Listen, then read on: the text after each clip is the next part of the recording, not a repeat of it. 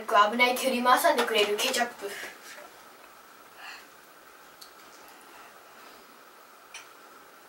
ないって、これ投げるよ。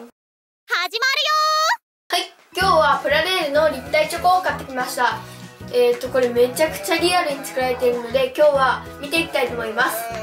はい、では、早速開けてみたいと思います。皆さんは、新幹線とか電車好きな人は多分結構知ってると思いますけど、皆さんはどれぐらい知ってますか？私全然知らないですよ。で、これは C12 の機関車。じゃあ早速開けていきたいと思います。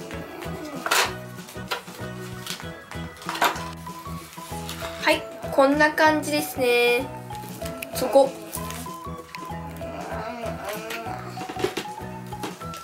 へえ、あ、ここに C1250 って書いてますね。何？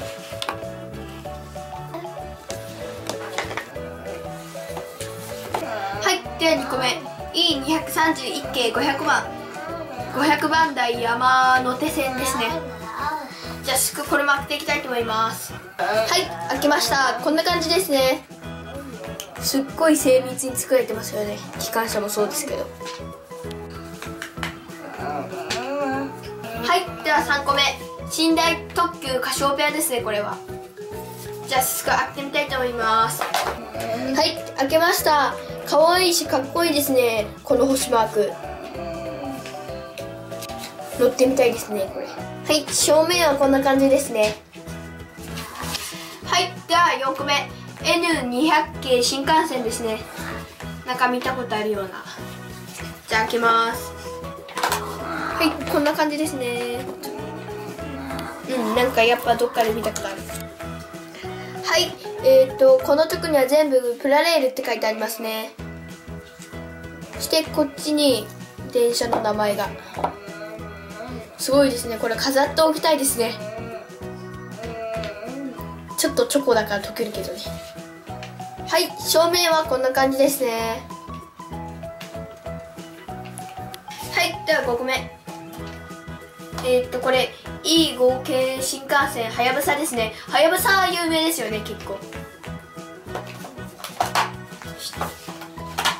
じゃあ開けます。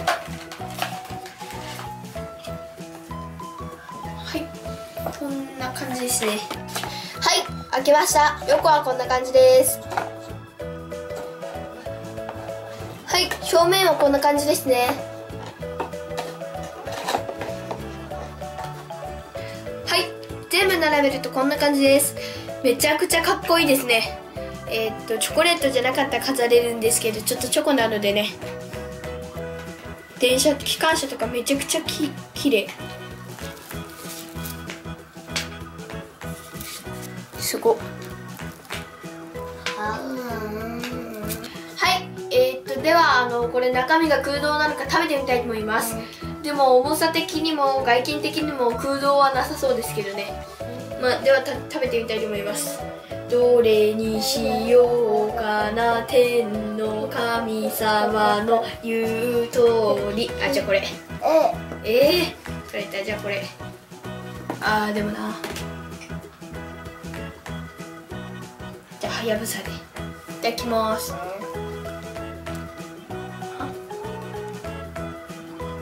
もったいないな。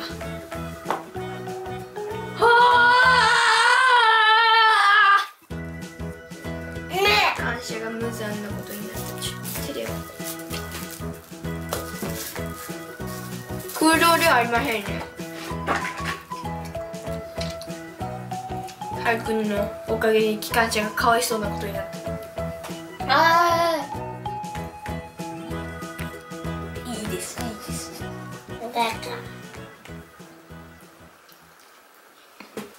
空洞ではありません。結構これ食べるの大変ですね。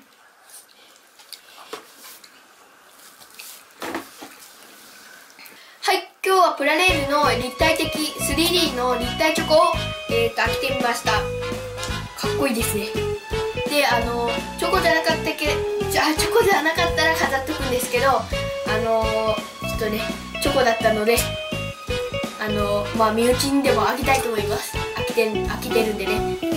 飽きてなかったら誰にあげてもいいんですけど、ということで食べたいと思います。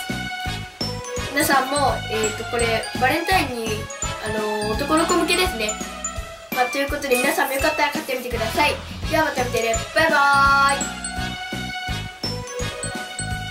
汚いって、もうちょっとちゃんと食べて。チョコは舐めるもんじゃないって。